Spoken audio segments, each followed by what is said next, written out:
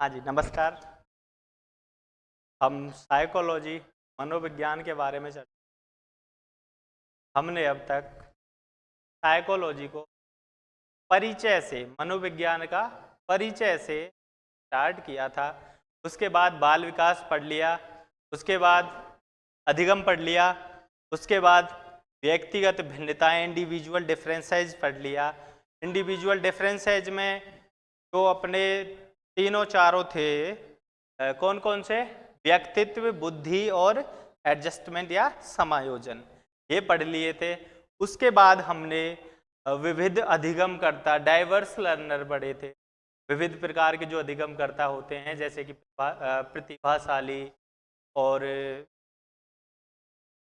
प्रतिभाशाली और मंदबुद्धि, पिछड़े बालक, अपराधी बालक, ऐसे टाइप में ये विविध अधिगमकर्ता पढ़ लिए थे। उसके बाद हमने क्या पढ़ा? एनसीएफ 2005 पढ़ लिया। उसके बाद मूल्यांकन पढ़ लिया, इवैल्यूएशन, आकलन, मापन, सी के बारे में जान लिया। उसके बाद इसी क्रम में आज हम स्टार्ट करने वाले हैं क्या? आरटीई 2009। क्या स्टार्ट करेंगे? आरटीई 2009। आरटीई 2009 बोले तो राइट टू एजुकेशन एक्ट 2009, शिक्षा का अधिकार अधिनियम 2009। क्या? शिक्षा का अधिकार अधिनियम 2009 के बारे में आज हम चर्चा करेंगे। ठीक है, तो इसका सबसे पहले हिंदी में जो नाम है वो क्या है? सबसे पहला क्वेश्चन इसका यही बनता है, जो इसका नाम है वो क्या है? शुल्क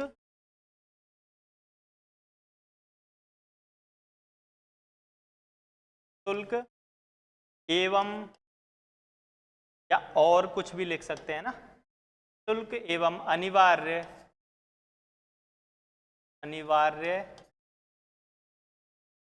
बाल शिक्षा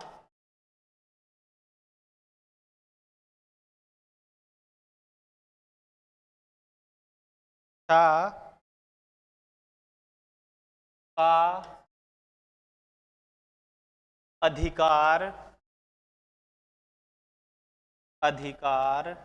अधिकार अधिनियम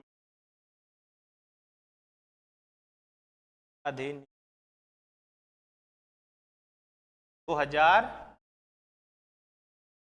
क्या नाम है इसका हिंदी में? निःशुल्क एवं अनिवार्य बाल शिक्षा का अधिकार अधिनियम 2009। इसका मतलब क्या है? इसमें क्या होगा? इसमें एक कानून बनाया गया, एक नियम बनाया गया, एक अधिनियम बनाया गया। कब? 2009 में। किसके लिए बनाया गया? जो बालकों की शिक्षा है वो कैसे फ्री एंड कंपलसरी हो, इसके लिए क्या बनाया गया? अधिनियम। ठीक है, इसमें अनिवार्य कर दिया गया। जो 8वीं तक के बालक होते हैं, 6 से कितने वर्ष तक था ये? 6 से 14 वर्ष के बालकों के लिए,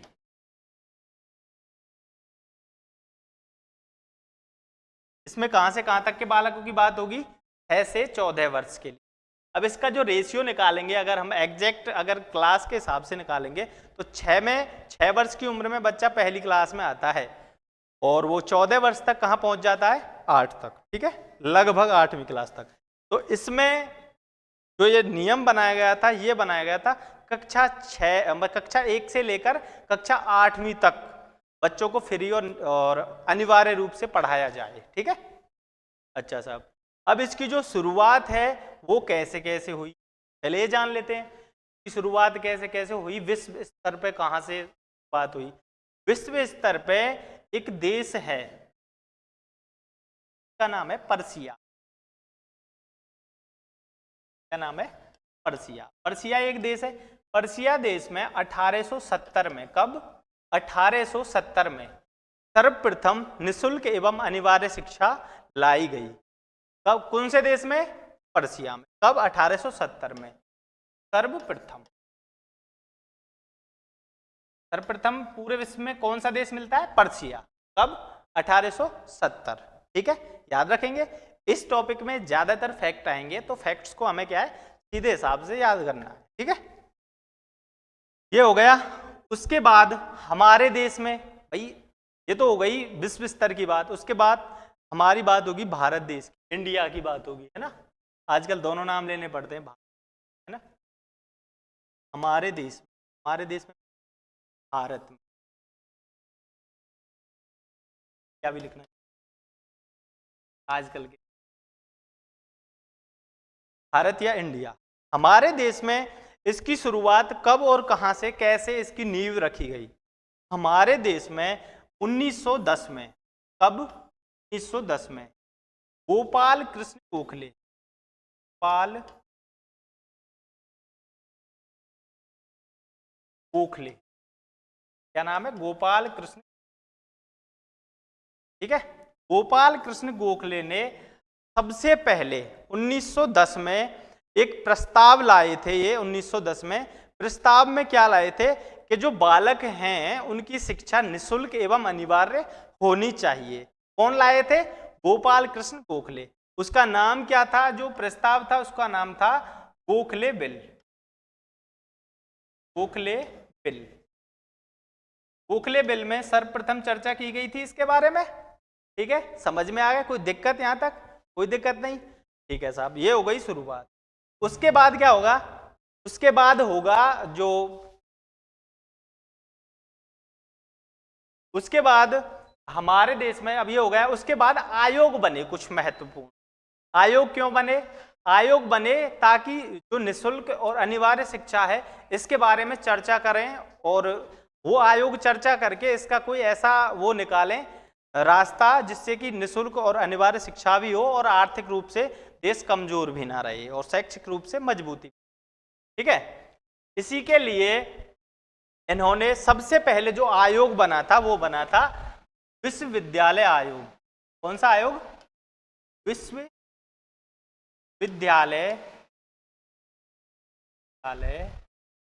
आयोग। सबसे पहले बना था विश्वविद्यालय आयोग। कब बना था, 1948 1949। कब काम किया था इस आयोग ने, 1948 1949 में। क्या नाम था, विश्वविद्यालय आयोग। इस विश्वविद्यालय आयोग को विश्वविद्यालय को यूनिवर्सिटी बोलते हैं ना, विश्वविद्यालय को यूनिवर्सिटी बोलते हैं।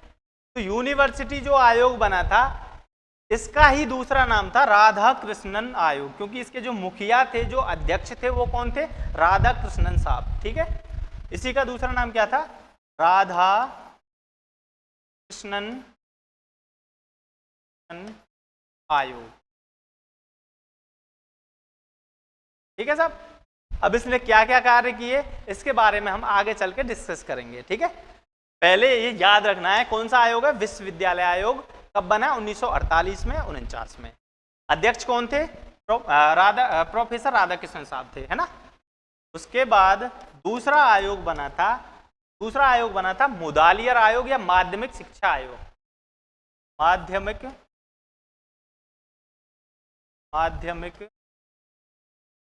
शिक्षा आयोग। माध्यमिक शिक्षा आयोग जो बना था ये बना था 1952-53।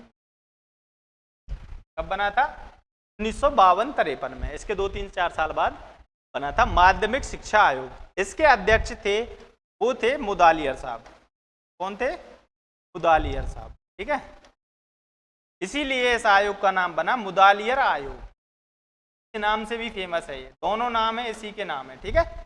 माध्यमिक शिक्षा आयोग और मुदालियर आयोग कब बना, 1952 से 1952-53 में। अब इसने क्या किया, अब जैसे ये पहले वाला है विश्वविद्यालय आयोग, इससे यूजीसी की स्थापना हुई, विश्वविद्यालय अनुदान आयोग की स्थापना हुई, ठीक है। अब वो कब हुई, वो हुई थी इसके 2-3 साल बाद।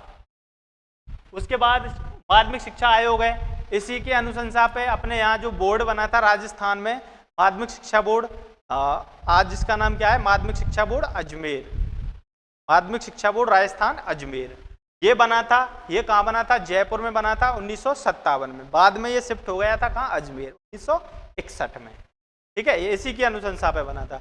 उसके बाद तीसरा आयोग है, ये 3 आयोग बहुत महत्वपूर्ण है। उसके बाद तीसरा आयोग है, इसका क्या नाम है, राष्ट्रीय राष्ट्रीय शिक्षा आयोग, शिक्षा आयोग, इसको आप सभी जानते हैं कोठारी कमीशन के नाम से। किस नाम से जानते हैं? कोठारी आयोग। ठीक है, कब बना था? 1964-66। कब काम किया था? 1964-66। 3 आयोग हैं, तीनों आयोगों के अध्यक्ष हैं नीचे।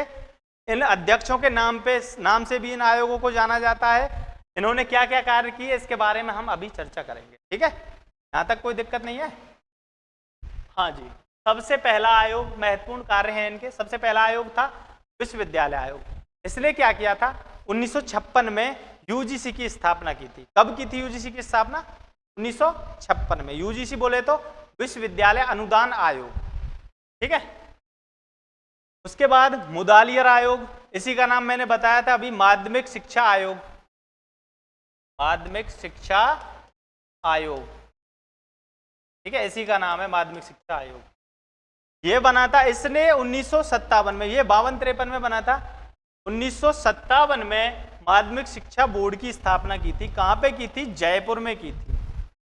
कहाँ की थी? जयपुर में। बाद में जो ये माध्यमिक शिक्षा बोर्ड है आज की डेट में कहाँ है? अजमेर में। पहले इसकी स्थापना हुई थी उस टाइम कहाँ था? जयपुर में। स्थापना कब हुई थी? 1957 में। उसके 4 साल बाद 1961 में कहाँ शिफ्ट कर दिया गया? अजमेर में। ठीक है, कोई दिक्कत यहाँ तक? उसके बाद 1958 में बीकानेर निदेशालय की स्थापना की गई और बाद में ये 87 में जाके ये जो निदेशालय है ये 2 भागों में विभक्त हो गया, माध्यमिक शिक्षा निदेशालय और प्रारंभिक शिक्षा निदेशालय। ठीक है, स्थापना कब हुई थी? 1958 में। एक ही निदेशालय बना था। ठीक है, शिक्षा निदेशालय नाम। उसके बाद राष्ट्रीय शिक्षा आयोग, तीसरा वाला आयोग है राष्ट्रीय शिक्षा आयोग। इसने क्या किया था? 1961 में राष्ट्रीय शैक्षिक अनुसंधान एवं प्रशिक्षण परिषद। अब इसमें इसका कंट्रीब्यूशन ज़्यादा है। ये जो राष्ट्रीय शिक्षा आयोग है इसका कंट्रीब्यूशन ज़्यादा है। इसमें माध्यमिक शिक्षा आयोग का भी उतना ही योगदान था।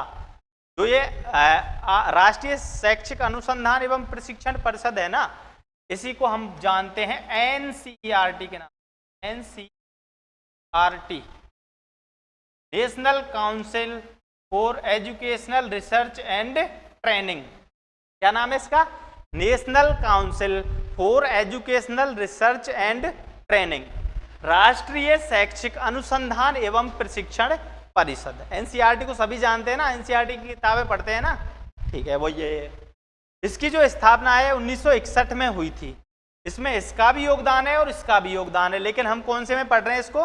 राष्ट्रीय शिक्षा आयोग में। ठीक है, उसके बाद इसमें थोड़ा बहुत वो हुआ था, जैसे 1963 में इसके क्षेत्रीय कार्यालय बने थे।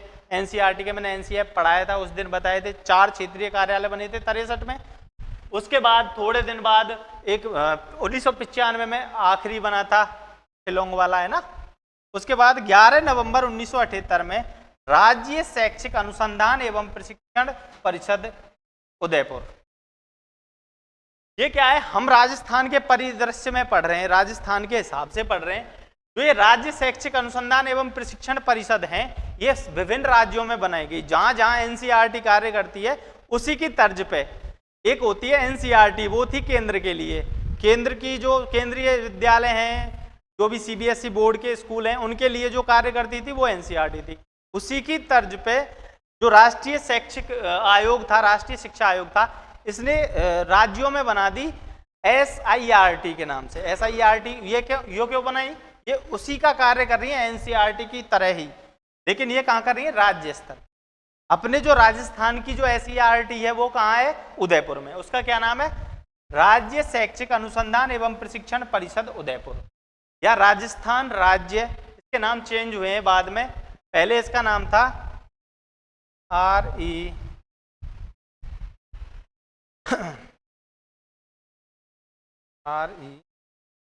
State institute of education research and training, SIERT था। पहले इसका नाम था SIERT। उसके बाद इसका नाम चेंज करके राज्य शैक्षिक अनुसंधान एवं प्रशिक्षण परिषद कर दिया, राजस्थान राज्य। उसके बाद RSCERT कर दिया है ना, RSCERT, ठीक है। 1963 में क्षेत्रीय कार्यालय बने थे। मैंने बताया जो NCERT है वो कहाँ थी, दिल्ली में। जो NCERT है ये कहाँ बनी थी, दिल्ली में।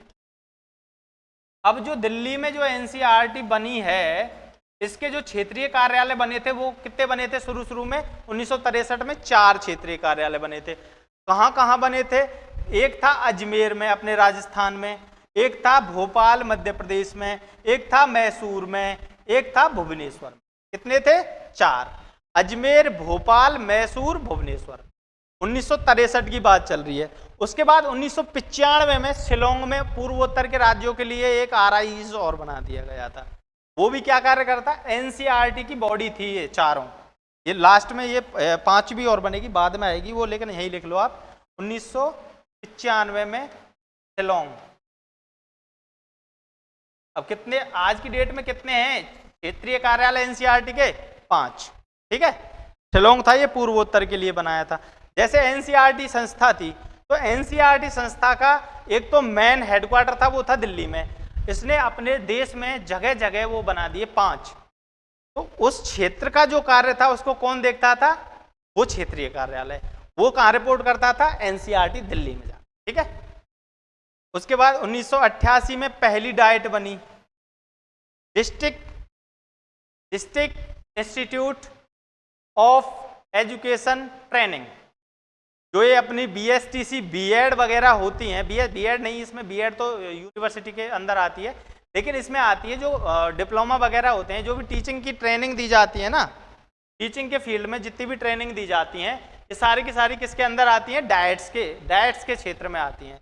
और आजकल तो जो 8वीं तक की शिक्षा है वो भी किसके क्षेत्र अंडर काम करती है, परीक्षाएं वगैरह पंजीयक शिक्षा विभाग ही लेता है ना उनकी, वो भी डाइट्स के थ्रू ही होता है, ठीक है।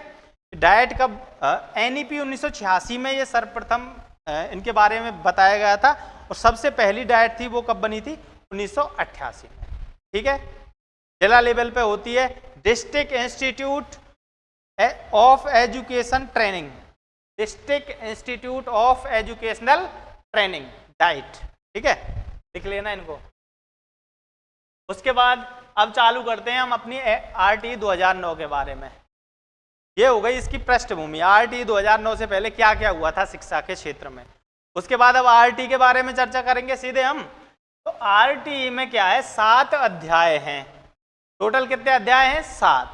उसमें धाराएं कितनी है, 38 या 39 क्यों लिखा है मैंने, 38 या 39, और एक है अनुसूची या शेड्यूल। अब जो ये 38 और 39 लिखा है, पहले तो इसको क्लियर कर लो। जो RTE 2009 है, इसमें धारा है टोटल 38, ठीक है। जो 39वीं धारा है ये बनी थी, उस टाइम थी 39वीं धारा कितने दिनों के लिए, 4 सालों के लिए, 4 वर्ष। अब ये 2009 में बनी, 9 के बाद 4 वर्ष या 3 वर्ष, हाँ 4 वर्ष या 3 वर्ष थी, कोई दिक्कत नहीं है, मेजर इशू नहीं है। अब ये जो 3-4 वर्ष के लिए 39वीं धारा थी, ये इसलिए बनाई गई थी, अगर इसमें कोई दिक्कत होगी तो इसका कोई कानून बना सकता है, अपने राज्य स्तर पे कोई नियम बना सकता है। वो बाद में 38वीं धारा से होने लग गया, लेकिन जो ये 39वीं धारा थी, ये कितने दिनों के लिए इफेक्टिव थी, 4 सालों के लिए। जैसे ही वो लागू हुआ 4 साल बाद ये स्वतः समाप्त हो गई। आज की डेट में फिलहाल कितनी है, 38, ठीक है। अगर ऑप्शन में 38 ना हो, 39 हो तो करेक्ट है, इनकरेक्ट नहीं है, ठीक है, आपको बोनस नहीं मिलेगा। उसके बाद जो RTE 2009 है, ये हमारे देश में कोई भी कानून होता है जो, उसको लागू करने के लिए 3 चरणों से कम गुजरना पड़ता है। सबसे पहले उच्च सदन से, उसके बाद निम्न सदन से, उसके बाद राष्ट्रपति महोदय के हस्ताक्षरों से। कितनी जगह से गुजरना पड़ता है, 3 चरणों से। तो इसका जो पहला चरण था 20 जुलाई 2009 राज्यसभा में पारित हुआ। 20 जुलाई 2009 को राज्यसभा को ही उच्च सदन बोलते हैं। ये राष्ट्रीय स्तर पे हो रहा है, पहली बात तो है ना। उसके बाद 4 अगस्त 2009 को लोकसभा में पारित हुआ। कब हुआ, 4 अगस्त 2009। 20 जुलाई को तो राज्यसभा में हो गया, 4 अगस्त को कहां से हो गया, लोकसभा से पारित हो गया। लोकसभा बोले तो जहाँ पे जो एमपी होते हैं ना, ये बैठते हैं।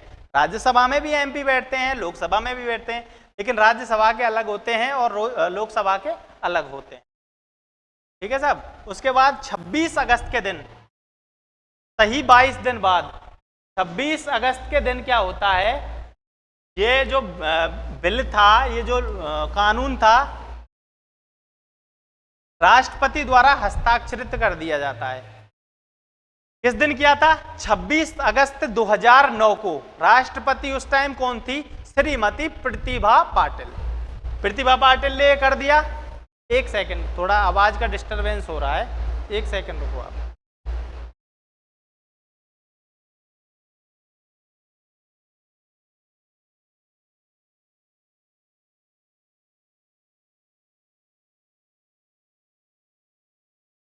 हाँ, तो ये जो कहाँ थे हम, राष्ट्रपति ने हस्ताक्षर कर दिए।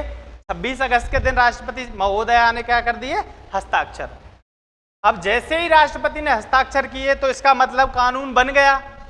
उसी ही कानून का हमारे यहाँ क्या होता है, गजट नोटिफिकेशन निकलता है। किसी भी कानून का कोई नोटिफिकेशन सरकार बताएगी भी तो सही ना लोगों को। तो एक दिन बाद 27 अगस्त के दिन क्या हुआ, गजट नोटिफिकेशन निकाला गया। गजट नोटिफिकेशन क्या होता है, जिसपे हमारे देश का जो चिन्ह है वो लगा होता है, अशोक स्तंभ का, और उस भारत राजपत्र नाम से इधर लिखा होता है भारत, वो भी दिखाऊंगा किसी वीडियो में, है ना, राजपत्र यहाँ लिखा होता है। यहाँ क्या बना होता है? अशोक स्तंभ। अब मेरी पेंटिंग थोड़ी खराब है, लेकिन यहाँ क्या बना होता है? अशोक स्तंभ ऐसे करके होता है एक, उसको क्या बोलते हैं? गजट नोटिफिकेशन, गजट बोलते हैं। उस गजट में नोटिफिकेशन निकाला गया कब? 27 अगस्त को। 4-5 बातें एग्जैक्ट याद रख लेना डेट को, ठीक है। 1 अप्रैल 2010 को संपूर्ण देश में जम्मू कश्मीर को छोड़ के क्या हो गया? लागू। अब ये जो 27 अगस्त को जो 2009 के दिन जो गजट नोटिफिकेशन निकाला गया था, उस नोटिफिकेशन में लिखा हुआ था कि 1 अप्रैल 2010 से संपूर्ण देश पर प्रभावी हो जाएगा ये जो कानून है। कब से? 1 अप्रैल 2010 से। अब ये क्वेश्चन बन गया, इसको हम बहुत अच्छे से याद रख लेना, क्योंकि हर बार यही क्वेश्चन आता है कि जो आरटी 2009 है किस डेट को लागू हुआ था? 1 अप्रैल 2010। कंफ्यूज नहीं होना है, 2009 वाला कब हुआ है? 2010 में लागू। कब हुआ है? 1 अप्रैल 2010 को। अब ये जम्मू एंड कश्मीर को छोड़ के हुआ था, लेकिन आज की डेट में जम्मू कश्मीर में भी लागू है, क्योंकि उस टाइम जम्मू कश्मीर में धारा 370 थी। ठीक है, धारा 370 हट गई ना, अभी मोदी जी ने हटाई थी। उसके बाद क्या हो गया? वहां भी लागू हो गया। ठीक है, लेकिन जिस टाइम ये लागू हुआ था 2010 में, उस टाइम ये जम्मू कश्मीर पे इफेक्टिव नहीं था और सभी राज्यों पे इफेक्टिव था। उसके बाद एक नोट है, नोट में क्या है? धारा 38 के अंदर, धारा 38 के अंदर एक बात है, इसमें अब धाराओं को विस्तृत पढ़ेंगे हम, तो हम इसके बारे में चर्चा करेंगे। धारा 38 के अंदर एक बात है, उस बात में बताया गया है, ये 39 और 38 में मिक्सअप था, लेकिन मैं आपको क्लियर करा दूंगा जैसे ही धाराएं पढ़ेंगे, है ना। तो ये एक बात थी, उस बात में क्या था कि जो कोई भी राज्य है अपनी सुविधा के अनुसार, ये तो है कानून, इस कानून में, इस कानून को मद्देनजर रखते हुए अपनी सुविधा के अनुसार आंशिक रूप से कोई नियमावली या नियम अपने बना सकता है। तो उसी को मद्देनजर रखते हुए राजस्थान में निःशुल्क अनिवार्य एवं बाल शिक्षा का अधिकार नियम, देखो ये नियम है, वो अधिनियम है ना, नियमावली बनाई गई कब? 2011 में। ये 29 मार्च 2011 को अधिसूचना जारी हुई। जो गजट नोटिफिकेशन था जो राजस्थान राजपत्र पे, जैसे भारत सरकार का है ऐसे राजस्थान सरकार का है, उस पे जो जारी हुआ था उसमें लिखा था with immediate effect. With immediate effect का मतलब ये है जैसे ही गजट नोटिफिकेशन बाहर आया तुरंत के तुरंत ये प्रभावी हो गए, ये जो नियम है, ठीक है, तुरंत लागू हो गए। इसमें ऐसे नहीं लिखा गया था, इसमें क्या था, 27 अगस्त को जो जारी हुआ था इसमें लिखा था 1 अप्रैल 2010 से लागू होंगे। इसमें क्या लिखा था? विद इमीडिएट इफेक्ट, तुरंत के तुरंत लागू।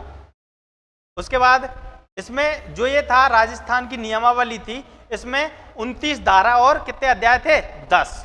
29 धारा और 10 अध्याय, कंफ्यूज बिल्कुल नहीं होना है।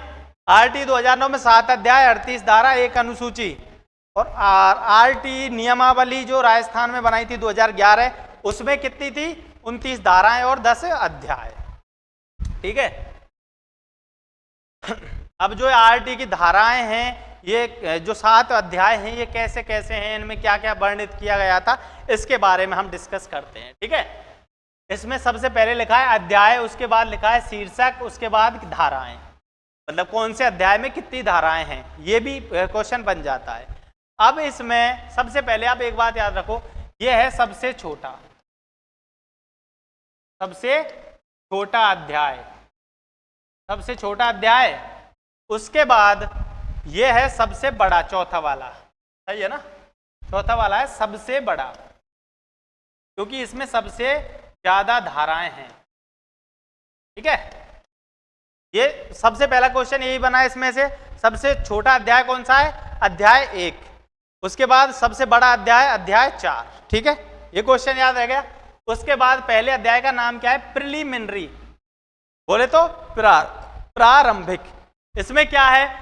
इसमें धारा 1 और धारा 2 हैं। इनमें क्या है? प्रारंभिक रूप से एक जानकारी दी गई है कि ये क्या है, इसका नाम क्या है, इसके बारे में बताया गया है। इसको हम आगे चल के एक एक धारा को डिस्कस करेंगे। इसकी 38 धाराएं हैं, इनमें से एक एक धारा को जब हम डिस्कस करेंगे तो हम बेहतर तरीके से इसको देखेंगे। ठीक है, अभी के लिए केवल ये समझना है जो पहला अध्याय है उसमें कितनी धाराएं हैं? 2 धाराएं, धारा 1 और धारा 2। नाम क्या है? प्रिलिमिनरी या प्रारंभिक। उसके बाद दूसरा है right to free and compulsory education, शिक्षा का विस्तृत उल्लेख, अधिकार का विस्तृत उल्लेख। Right to free and compulsory education, शिक्षा का अनिवार्य, निःशुल्क एवं अनिवार्य जो अधिकार है उसके बारे में विस्तृत उल्लेख किया गया है इस अध्याय में। इस अध्याय में कितनी धाराएं हैं? 3 धारा, धारा 3, धारा 4, धारा 5। कितनी धाराएं आती हैं? 5 धाराएं। ठीक है साहब, इसमें कितनी धाराएं हैं? 2 धाराएं। इसमें कितनी है? 5 धाराएं। 1 3 4 5, 3 है, सॉरी, इसमें कितनी है? 3 धाराएं। उसके बाद duties of government, local body and parents, समुचित सरकार। अब समुचित सरकार जो शब्द है इसका क्या मतलब है? इसका मतलब ये है जो शिक्षा है वो है समवर्ती सूची का विषय है। केंद्र सरकार भी कानून बना सकती है, राज्य सरकार भी बना सकती है। तो इसमें कोई जो सुधार करना है, जो समुचित सरकार होगी वही करेगी। जैसे जो कोई Rajasthan board of secondary education है, उसका कोई विद्यालय है, उस विद्यालय में कोई एक्शन लेने का अधिकार किसके पास है? जो राजस्थान सरकार है। ठीक है, और जो केंद्रीय विद्यालय है कोई, या कोई सीबीएसई का विद्यालय है, उसके पास किसका अधिकार है? एनसीईआरटी का, जो केंद्रीय बोर्ड है उसका अधिकार है, केंद्र सरकार का अधिकार है। तो वहां समुचित सरकार केंद्र सरकार हुई, यहाँ केंद्र समुचित सरकार राज्य सरकार हुई। उसके बाद स्थानीय प्राधिकार और अभिभावकों के कर्तव्य। स्थानीय प्राधिकार में क्या आ गया? जो लोकल जो बॉडीज हैं वो हैं, जैसे अपने यहाँ बीओ, सीओ, बीईओ होता है, सीईओ होता है, सीबीओ होता है, सीडीओ होता है, डीओ होता है। तो ये डिस्ट्रिक्ट से लेकर और ब्लॉक से लेकर और जो अपनी पंचायत स्तर तक पीईओ होता है, सबसे पहले पंचायत शिक्षा अधिकारी, और उसके बाद ब्लॉक शिक्षा अधिकारी, उसके बाद जिला शिक्षा अधिकारी, उसके बाद मुख्य जिला शिक्षा अधिकारी, उसके बाद वो राजस्थान में आगे जाके रिपोर्ट करते हैं। तो ये है स्थानीय प्राधिकार, है ना, जो लोकल बॉडीज हैं। इसमें धारा कितनी है?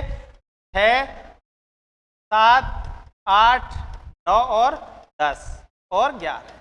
1 2 3 4 5 6, तो कितनी धाराएं टोटल? 6। 3 2 5 और 6 5, 11 धारा हो गई अब तक। उसके बाद चौथा है responsibilities of schools and teachers, विद्यालय एवं शिक्षकों के दायित्व। जो विद्यालय है और शिक्षक हैं उनके क्या क्या दायित्व हैं, इनके बारे में बताया गया है। कौन से में? चौथे अध्याय में। ये सबसे बड़ा अध्याय है क्योंकि इसमें सबसे ज्यादा धाराएं हैं। इसमें कितनी धाराएं हैं? 12, 13, 14, 15, 16, 17, 18, 19, 21, 22, 23, 24, 25, 26, 27 और 28। बोले तो 17 धाराएं हैं इसमें। कितनी धाराएं हैं? 17 धाराएं। उसके बाद 5वां अध्याय curriculum and completion of elementary education, पाठचर्या और आरंभिक शिक्षा पूर्णता प्रमाण पत्र। आरंभिक शिक्षा बोले तो 8वीं तक की शिक्षा।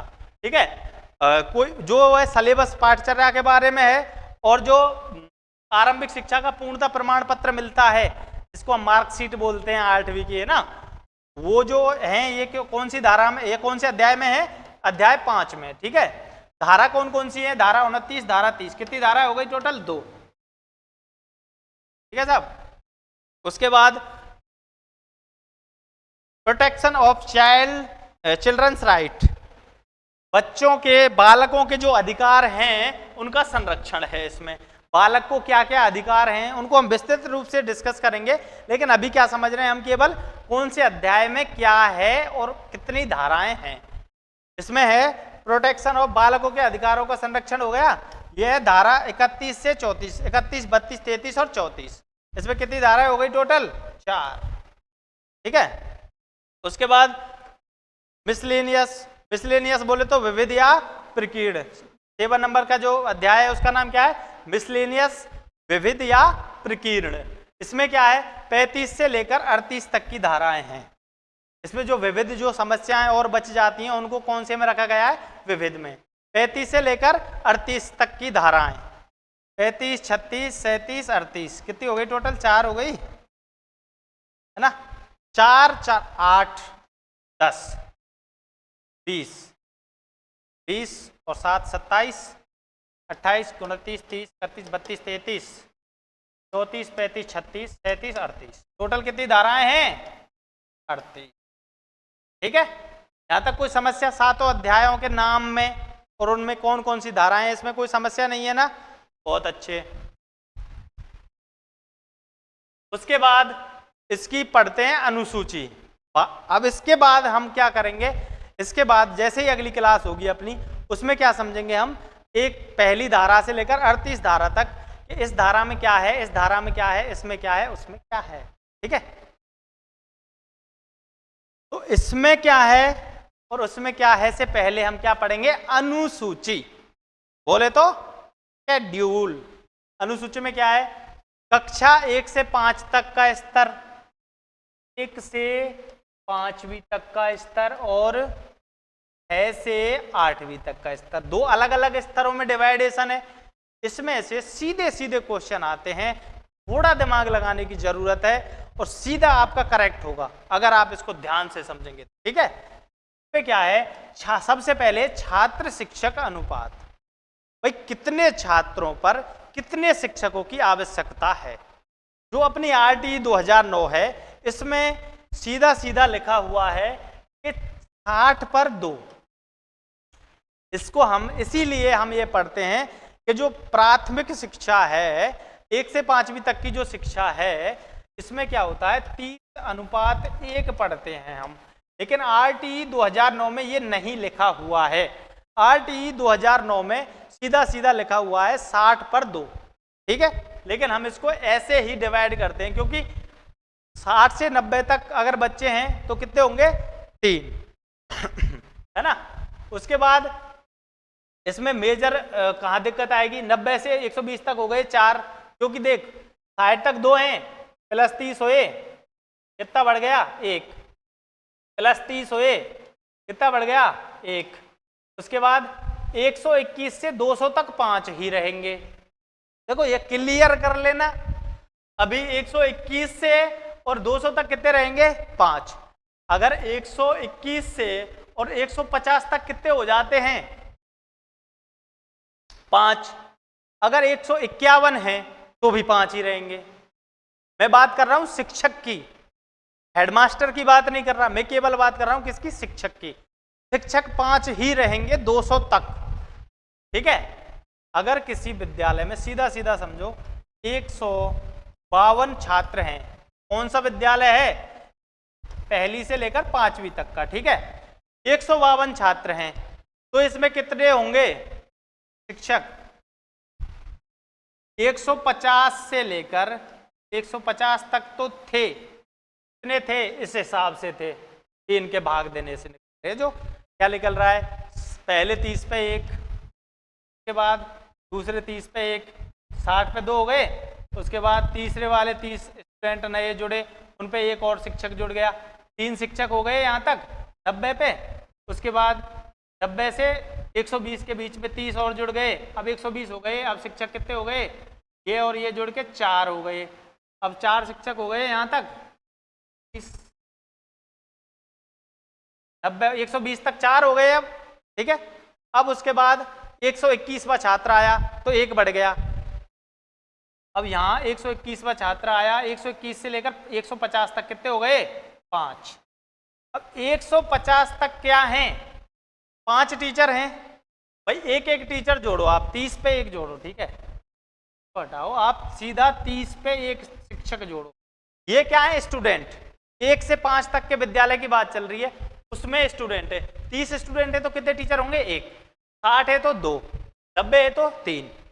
अब ये है, अगर 30 से 31 हुए तो एक जुड़ जाएगा, एक एक्स्ट्रा हो गया बच्चा, 1 2, तो भी एक टीचर जुड़ेगा। 30 तक एक है, फिर 60 तक 2 हैं, 60 से 61 हुए तो तीसरा आ जाएगा टीचर। ऐसे बढ़ते जाएंगे, 150 तक 5 हो गए। अब क्या होगा?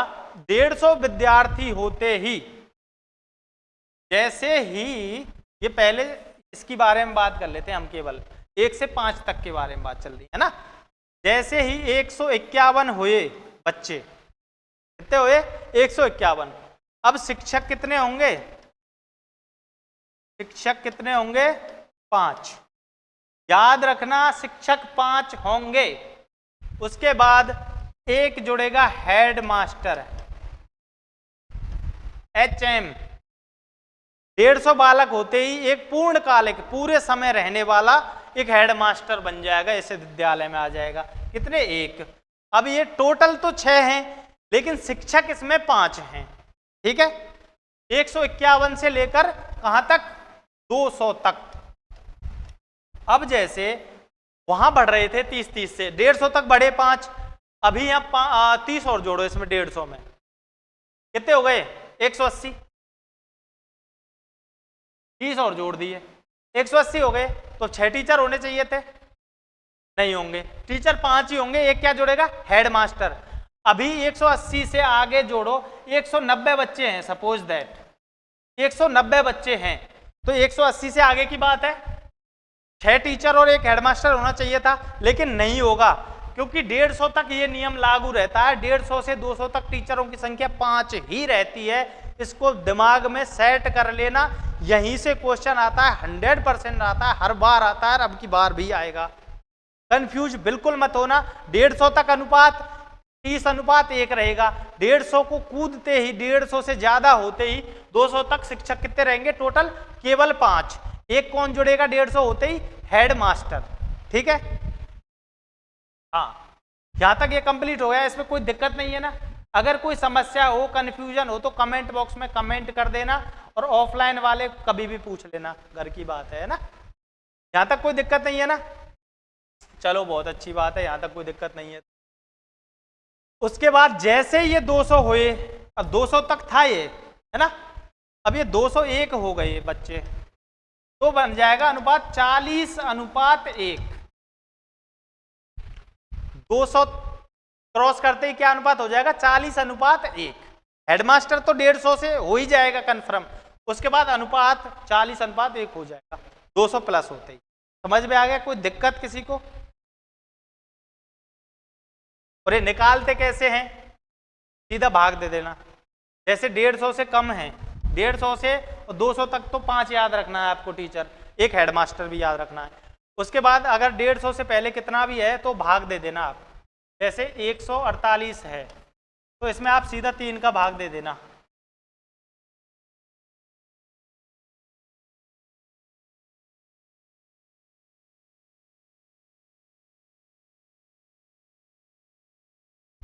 यहाँ ये आ गया,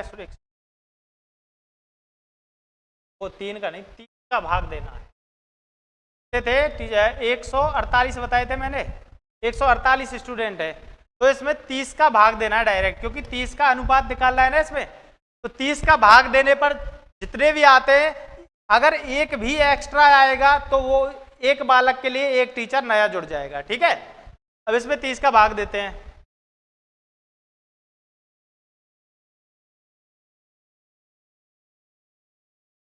4 बार जा रहा है ना।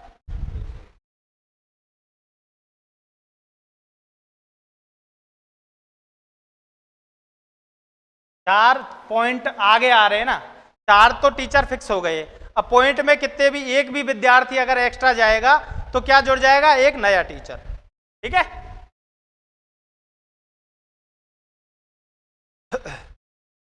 यहां तक कोई दिक्कत? अगर दिक्कत हो तो कमेंट बॉक्स खाली है। ठीक है साहब, शिक्षकों का अनुपात 200 के बाद मैंने बता दिया 40:1 हो जाता है। उसके बाद टोटल कार्य दिवस और कार्य घंटे, दो चीजें और याद रखने की हैं। टोटल कितने कार्य दिवस होते हैं और कितने घंटे होते हैं, ये चीज याद करने की है। 200 तो कार्य दिवस, बात कहाँ की चल रही है, 1 से 5 तक की। कितने हैं कार्य दिवस, 200, और घंटे कितने हैं, 800। ये क्या है, एक सत्र का, एक सत्र में कितने घंटे कार्य करेगा वो जो बच्चे हैं और जो टीचर हैं, वो कितने घंटे आएंगे विद्यालय में, 800 घंटे टोटल। कितने दिन आएंगे, 200। ठीक है, अधिकतम है ये, न्यूनतम नहीं है, अधिकतम है। ठीक है, यहां तक हो गया। अब बात करते हैं 6 से 8 तक की। और एक जो सप्ताह है उसमें 45 घंटे निर्धारित किए गए हैं, है ना। एक सप्ताह में कितने हैं, 45 घंटे। अब बात करते हैं कक्षा 6 से लेकर 8 तक की। ये क्या है, उच्च प्राथमिक। वहां तक क्या था, प्राथमिक विद्यालय की बात चल रही थी। इसमें छात्र शिक्षक अनुपात क्या होगा, 35:1। 35 विद्यार्थी पर कितने टीचर, एक टीचर। और अगर विद्यार्थी 36 हो जाते तो टीचर कितने हो जाएंगे, 2। अगर उसके बाद 71 हो जाएंगे तो कितने हो जाएंगे, कितने हो जाएंगे, 71 होने पर 3। छात्र शिक्षक अनुपात हो गया। उसके बाद 100 प्लस होने पर एक HM। वहां क्या था, 150 प्लस स्टूडेंट होने पर एक HM आ रहा था। कितने स्टूडेंट होने पर, 150। यहाँ क्या होगा, जैसे ही टोटल स्टूडेंट विद्यालय में 100 हुए, एक HM जुड़ जाएगा। कौन जुड़ जाएगा, HM। HM को शिक्षक में काउंट नहीं करते हैं। उसके बाद 100 प्लस होने पर 3 टीचर नए जुड़ जाएंगे। कौन कौन से 3 टीचर नए जुड़ेंगे, एक तो भाषा का, भाषा जैसे संस्कृत, इंग्लिश या हिंदी का। उसके बाद एक टीचर जुड़ जाएगा गणित या विज्ञान का, इन दोनों में से एक विषय का। ठीक है, उसके बाद सामाजिक विज्ञान का। प्रत्येक विषय का न्यूनतम एक टीचर जुड़ जाएगा, अधिकतम 2 भी जुड़ सकते हैं, जैसे गणित का अलग, विज्ञान का अलग। न्यूनतम एक टीचर। ठीक है, कितने होने पर, 100 प्लस होने पर। उसके बाद 100 प्लस होने पर ही एक अंशकालिक टीचर। ये टीचर हैं पूर्णकालिक, पूरे समय विद्यालय में रहेंगे। और जो ये दूसरे वाले जुड़ रहे हैं 100 प्लस होने पर, अंशकालिक, कला शिक्षा, स्वास्थ्य शिक्षा और कार्य शिक्षा, 3 विषय के। ये अंशकालिक का मतलब ये होता है ये 2 विद्यालय संभाल रहे हैं ये टीचर, एक आधे समय एक विद्यालय में, आधे समय एक विद्यालय। ठीक है, उसके बाद इन 3 विषयों के हो गए। उसके बाद जो कार्य दिवस हैं इसके, उच्च प्राथमिक के जो कार्य दिवस हैं वो कितने हैं, 220 दिन। कितने, 220 दिन। और घंटे कितने हैं, कार्य घंटे पूरे साल में 1000। वहां कितने थे, 800। दिन कितने थे, 200। अब इन दोनों में ही एक बात कॉमन है, 45 घंटे सप्ताह में। एक सप्ताह में 45 घंटे। इसमें जो शिक्षक जो तैयारी करके आता है, तैयारी करता है विद्यालय में, जैसे प्रेयर वगैरह होती है, वो भी इसी में काउंट होगा। ठीक है, ठीक है, तो यहां तक कंप्लीट हो गया अपना। उसके बाद अब हम इसकी जो धाराएं हैं 38, उनके बारे में अगली क्लास में चर्चा करेंगे। ठीक है, नमस्कार।